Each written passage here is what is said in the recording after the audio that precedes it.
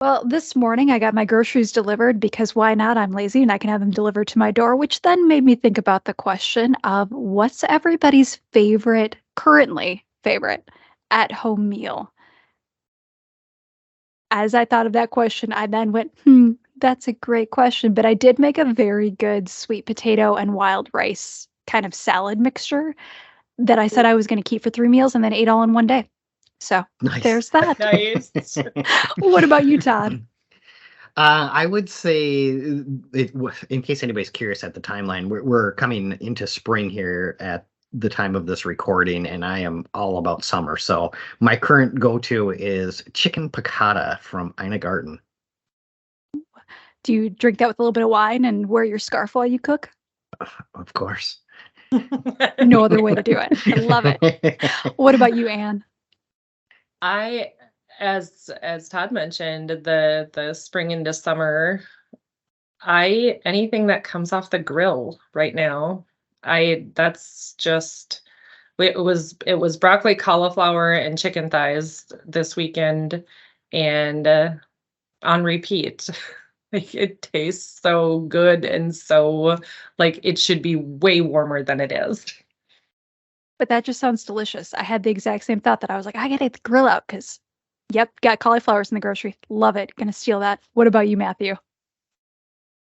So mine's not like related to the season because I will eat this whenever and request it whenever. But my partner is a wonderful cook and makes a lasagna that changes my day every time I know what's gonna come up. So the lasagna every time. But there's so many to think of, like this wonderful like sun-dried tomato pasta that they make as well. That is, yeah. But So I'm gonna it's go with life-changing. lasagna as the top, and Yeah. because it's almost always on my mind. Like even when I'm just thinking about other things, I'll get distracted thinking about that lasagna. It's the life-changing lasagna. And now, Yeah. even though I'm dairy-free, I kind of really want lasagna. So thank you for that. You're What welcome. about you, Ariel? Oh, when you said grill out, I was like, that's got to be it.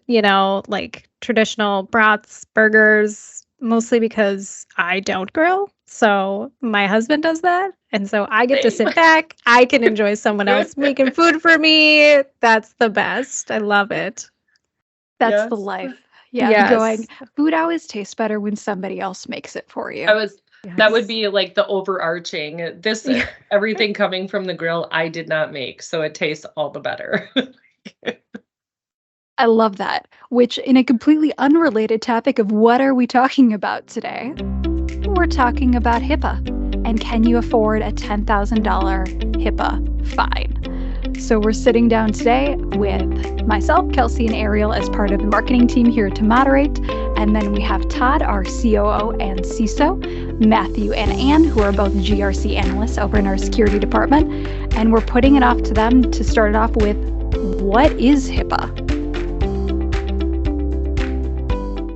What is it? We What may is- never know. No. Nobody.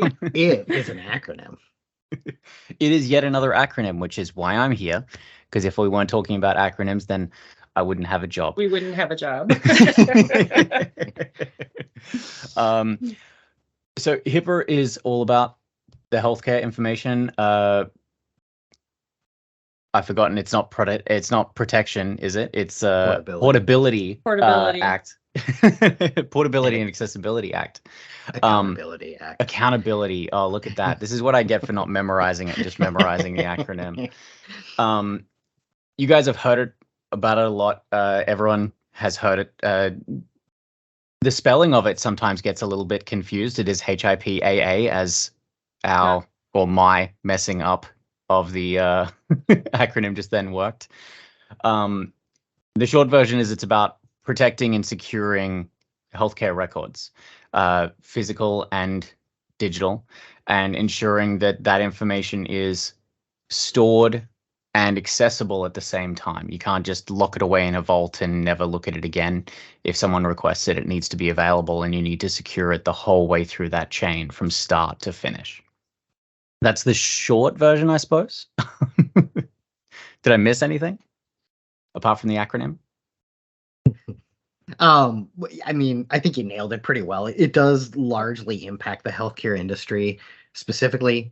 You will see it in some other cases too. I mean, if you look at any kind of, it's specific for health information is really what it's designed to help with. But most organizations do have some sort of compliance with it because most organizations will do HR. And if you're handling the HR, you're going to have identifiable information that is going to be very heavily protected. So it is something that you're going to see across the board. As Matthew said, when you get to the acronym, most people I think spell it HIPPA instead of AA. Why, don't know. We'll dig into this a little bit. Hippo. That's what I always think. That's probably it, right? As you're typing it, you might as well just go with Hippo and replace the O.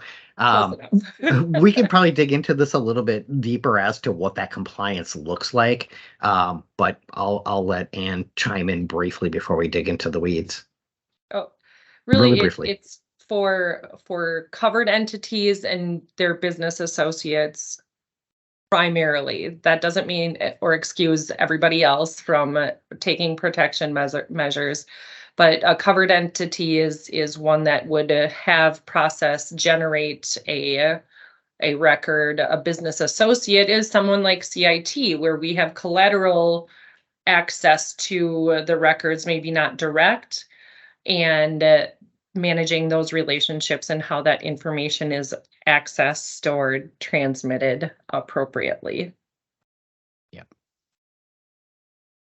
And there's a lot of ways to do it. If you are storing electronic health data, or if you're storing PII and you're unsure, it's a great basis for ensuring the safety of that data. Even if it's not even related to healthcare information, if you just want to ensure your data, the data you're storing about customers, anything is safe, it's a great baseline for it. Awesome. So we kind of covered what is HIPAA, what does it look like? Right, we have the lovely clickbait title of "Can you afford $10,000 in HIPAA fines?" What is a violation of HIPAA then? So violations of HIPAA are ways in which it's being knowingly or with malicious intent or not broken or ignored. The federal government made it very clear that health information is protected. That's where the HIPAA idea comes from. And so to ensure the safety of that data, I think it was back in 1996, they, realizing that computers weren't a fad that were going away, created this to ensure as much of that data is stored safely as possible. Back then, we obviously didn't have as much power or as much of the things that we can do with them now, but they were still aware of what was happening and how much of it was being digitized. So the goal was to create a system and ensure everyone and healthcare providers, hospitals, etc., were following a pattern that kept that data safe, no matter what type of computer they were using, no matter how often they were using it, what they were using it for. The computerization of that information was what was being protected. Now, they included a lot of stuff about physical information. They did expand it, but that was the basis of it. So violations come from intentional or malicious, as well as unintentional or non-malicious, violations of that act, whether they are from not getting to something in time, something wasn't prioritized and that was the thing that happened, that went wrong. It's about, was that data inaccessible? Was it stolen? Was it impacted by a ransomware event? These are the types of things that can occur. Violations come from knowingly, for the most part, choosing not to do something about a fault that you know exists, or choosing to try and be ignorant of those faults in the first place, which is the big one. Yeah, I smiled when Matthew said that.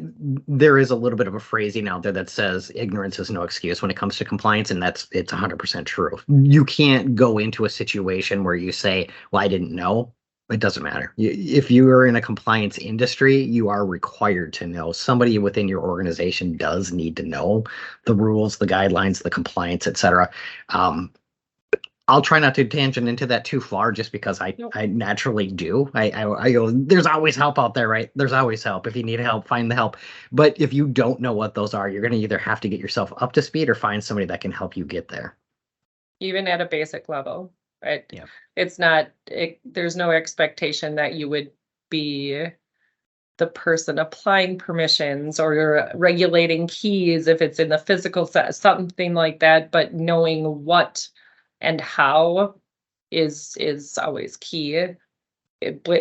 To add on, ignorance is not bliss at all. Like, you can't put your head in the sand and be like, oh my gosh, look at this, look what I found, let's put this here. Like, I say that with all the jest intended, but it really is pretty serious. I'm not quite to there's a lot of different variables associated with the fines of willful or unintentional negligence, I guess. Yeah. But they are significant, and in no way do they look at well, I really didn't try, but you didn't try not to either. Yeah. It's like parenting. Things come back full circle to parenting in my station in life right now. So, well, you didn't try not to hit your brother either. It's kind of, did you try to protect it? No, I didn't know I had to, but you didn't try not to. Yeah, exactly. There's those of you who've listened to our FTC podcast know about the qualified individual that's really pushed through heavily in that. And that comes through with HIPAA as well, because there's a HIPAA privacy officer. And that person they're in charge, or they're the data owner effectively for those EPHI locations. So the electronic personal health information, knowing where that information is, knowing what it looks like, making sure they're aware of what the HIPAA rules are. That's what it comes down to. You should have one, you should define one, and that person should be making sure at all times that they're thinking about this and keeping track of it, like I am with lasagna. So, yes. Can you expand on the difference between data owner and data custodian, for those that don't know? No. No? Okay. No.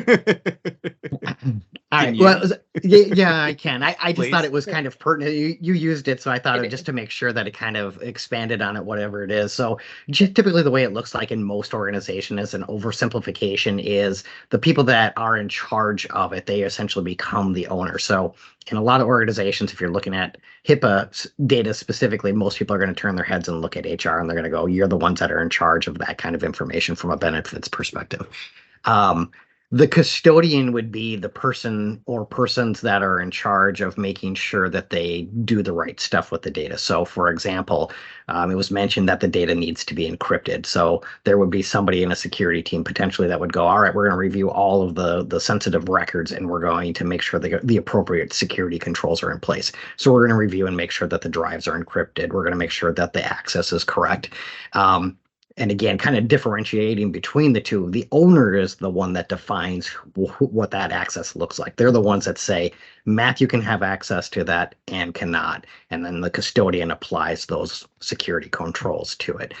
Sorry, I didn't mean to derail you too much, but I did kind of want to ask if you could kind of expand on that individual that you kind of highlighted too, and kind of go, who is that and what additional responsibilities do they have? To add on to that, I think that data owner, if you will, is not necessarily a lot of people think that's the individual whose information it is. While that might be part of it, it is not entirely the scope of what that definition hits. Yeah. And to tie in with what Todd said, at a previous organization I worked as the data custodian, we had our HR was the data owner, our head of HR. And so basically, as part of the custodian, pulling the admin information to confirm who had access, check all that information, then refer that back. And again, this is a lot of technical information sometimes, converting that into language that's not just here's a read write, a read edit output from a NTFS record for you to read through, and explaining what it actually means, who actually is in there, what they can and cannot do. That's kind of that custodian's job in this case, to ensure that it's fully understood by that privacy officer or the data owner, what is happening and what it looks like contextually within the organization. If it is a smaller organization and you do have someone who is technical, they may be the same person. It's contextualized around the size of your organization, but do keep that in mind, that there is segmenting that gives you two people who are reviewing things. Less things that are going to be missed, more things may be caught that otherwise wouldn't be. Do try and segment those roles when possible. Yeah. One thing I want to mention on this as well is that it's not just cybersecurity issues that get violations and fines. A lot of the times when people hear about it, they hear about, such and such got hit with ransomware and didn't report it.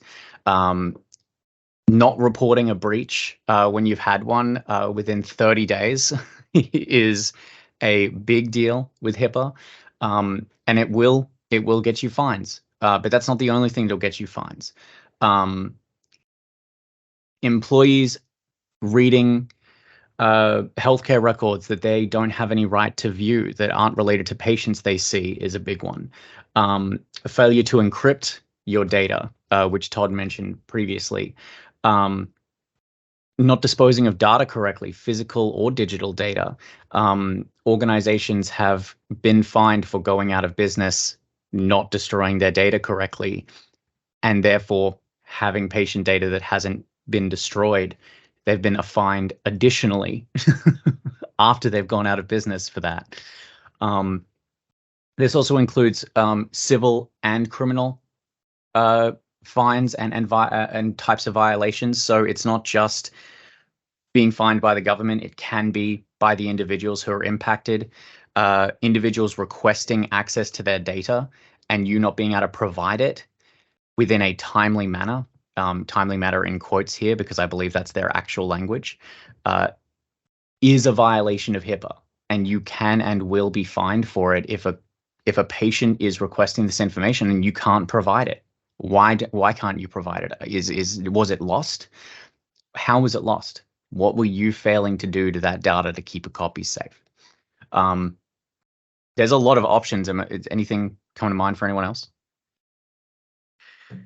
Yeah, I mean, I think you're on the right track. There's a lot of stuff that goes in with it. One of the things that you mentioned too is this isn't always a security or a technical thing that goes into it. When it comes to data retention, there are policies that are required for organizations that are compliant with HIPAA, and it specifies what data you need to have and how long you need to keep records of it. So when you get into destroying the data correctly as well, that also is part of that life cycle, and it includes making sure that you don't hang on to it too long. Most people tend to err on the side of, well, I'll just keep it. Well, the downside of keeping it is that you've increased your exposure. So if you have a policy that says you need to destroy it within 12 years, you better get rid of it. But I think more often than not, what we typically see is a lot of people don't retain the data as long as they're supposed to, and that can be problematic as well. Earlier, somebody had mentioned that there are a variety of different penalties, and a minor correction.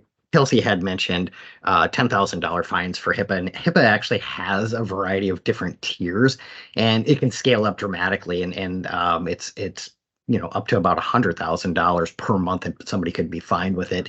And while there are ranges within the tier, and I'll let Anne and or Matthew expand on this, you can have multiple tiers impact you simultaneously. So you may not just get hit with a singular fine.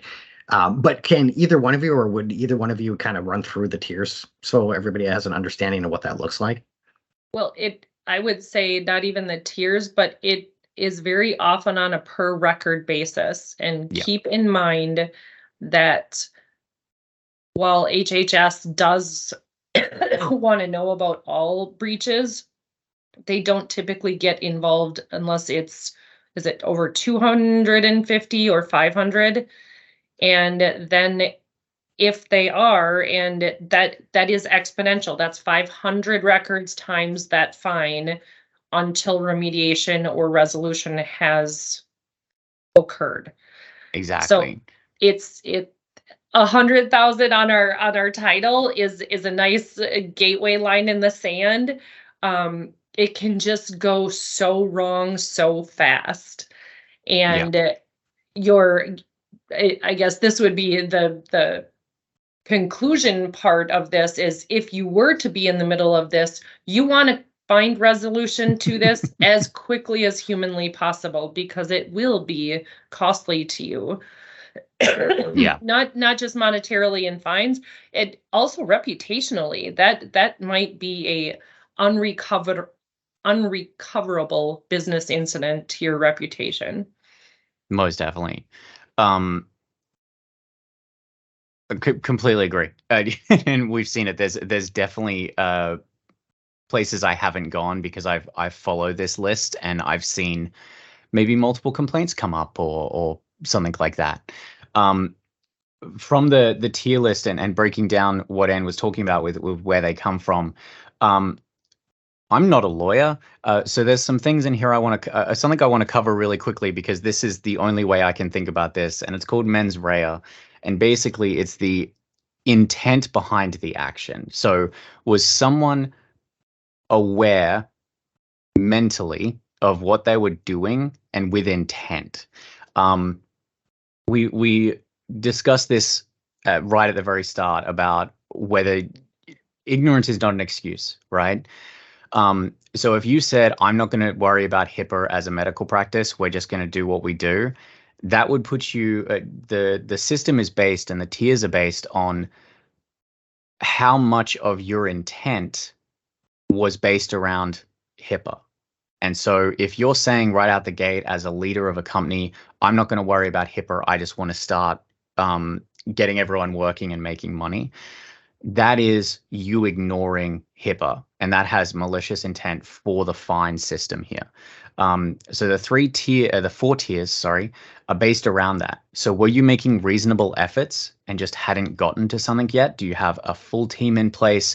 Maybe you've done a full risk assessment and you're getting through your list of items, your plan of action, and you get hit with ransomware that got in through something that was lower on your list than you're already at.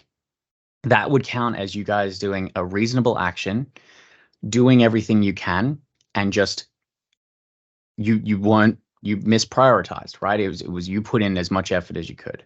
The second tier is a lack of oversight, in which you're basically not doing all of those items that you could. Maybe you didn't do a risk assessment, you were just kind of getting to things as they came up.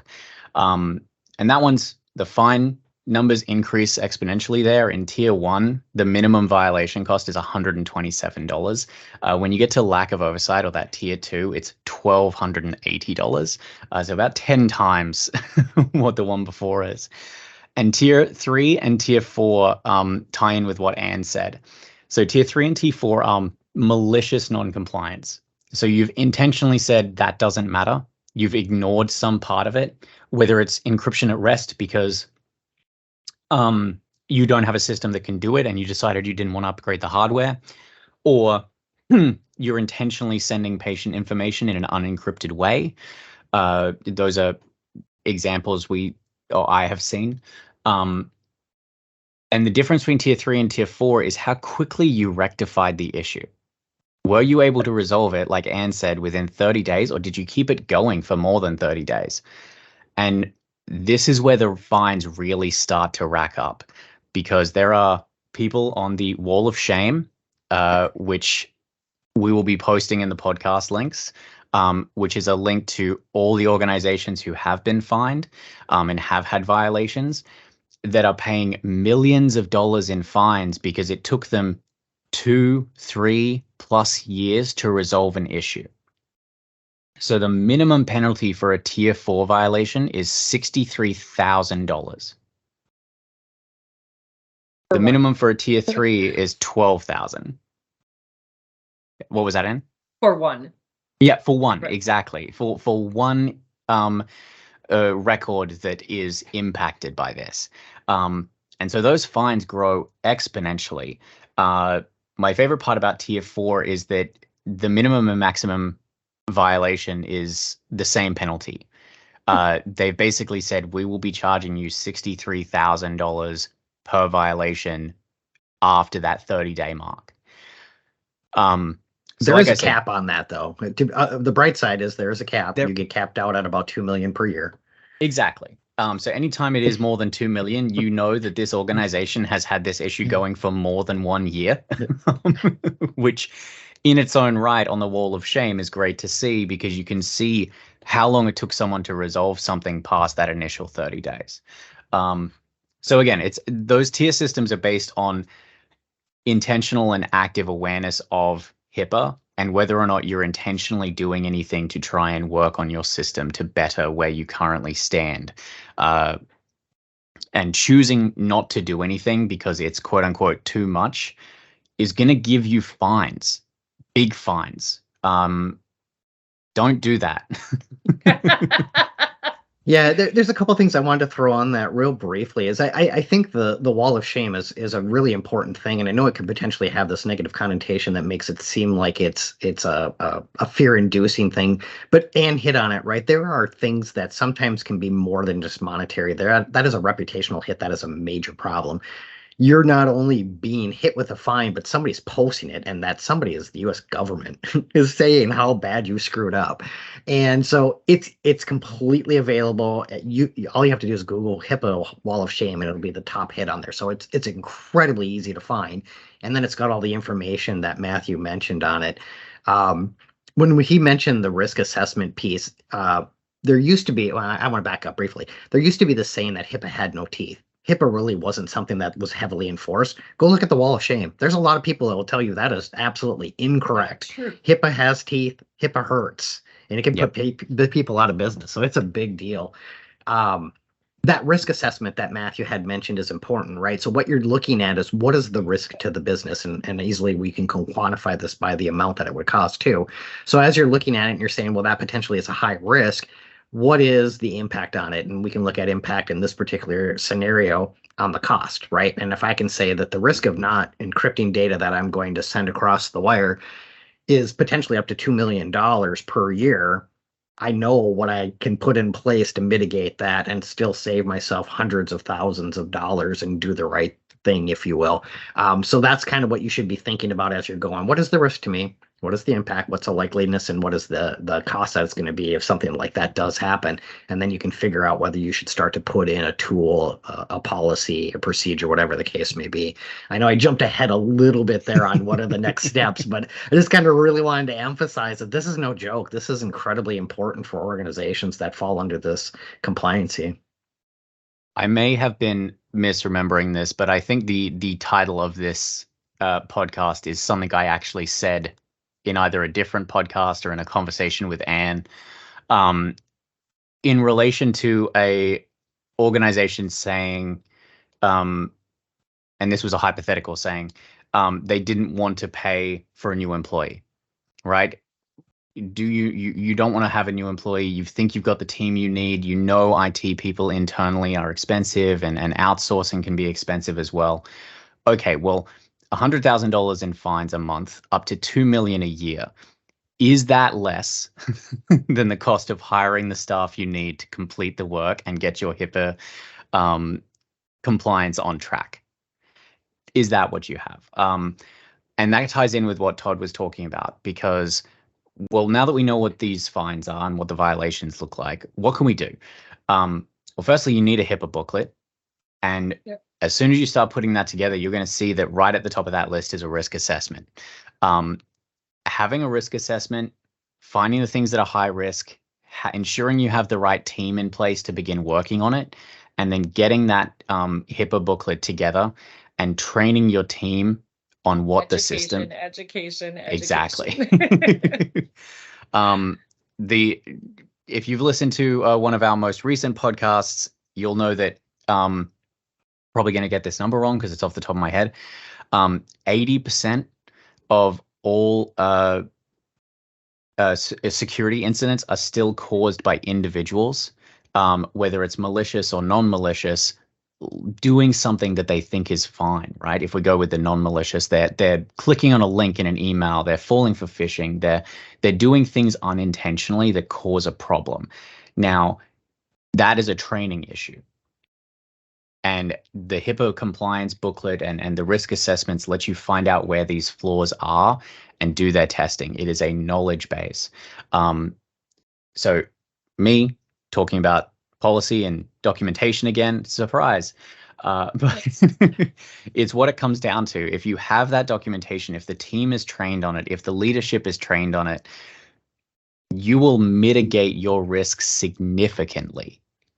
And therefore mitigate those fines, because having them in place, being aware of them and working on them can drop you from a tier 3 to a tier 2. Being so aware of what you plan to do, and just as an example, medical clinic I know who was working on moving to a new service system had an outage. Because of it, we'd already purchased, and this is at a previous employee, we'd already purchased the hardware. They had their outage. We pushed that migration up, replaced their old servers with the new servers, got everything spun up. They were down for about 7 to 8 hours, I think, in the end, rather than the close to 3 or 4 days it probably would have been for us to get the replacement hardware in, or their old systems. That alone resolves an issue for them quicker than it would have been, because they were prepared for something, even if we had to push that timeline up. Those are the things that can keep you under a 30-day neglect tier. It's being prepared is going to make it that you're ready for this. Maybe you've quoted out how much it's going to be. Maybe you've got it in your budget and it's just pushing it up earlier. The less surprises there are in your regular working week, the less there's going to be when something breaks that as well.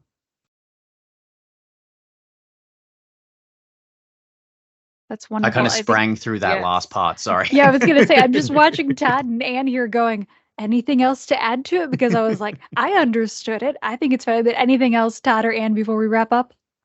The one thing that I would add is kind of rehashing some of the stuff we already said. In case it wasn't clear, the HIPAA guidelines are for everybody. You can be a Fortune 5 company, or you can be a chiropractor down the street. You're still under the same regulations. So when we talked about that aspect of ignorance is not an excuse, this is what it's getting into. When you don't have the expertise and you open up that HIPAA booklet and you're working through it and you go, well, I don't have the slightest idea what that means. That's too bad. You're still held by that compliance. So you're going to have to find somebody that can help you through that. And there are, as I mentioned at the very beginning, there are people out there that do it. Obviously we do, but there are plenty of people out there. Find the help when you need it, because it is really important and are things to do. It's risk that's easily mitigated at a pretty inexpensive cost. So just kind of wanted to wrap the entire conversation around that with that little bit of information. Agreed. Perfect. I was going to say, for those people listening, there's a lot of smiling and nodding going on in the background of, yes, but 100%. As Todd mentioned, we're here to help, even if you're not listening somewhere near us here in Minnesota. If you're somewhere else and you're going, hey, I still want to get connected with somebody, you can still reach out to us at info@cit-net.com. Even if we can't help you, we can certainly get you connected to somebody else who can. Or if you just want to talk with one of these people, as you can tell, we love to talk. We will talk anytime. Or you can, of course, put a question into our website at cit-net.com/podcast. But as always, thank you, Todd. Thank you, Matthew. Thank you, Anne. And thank you, Ariel, for sitting with us. And we will be back next week with yet another episode.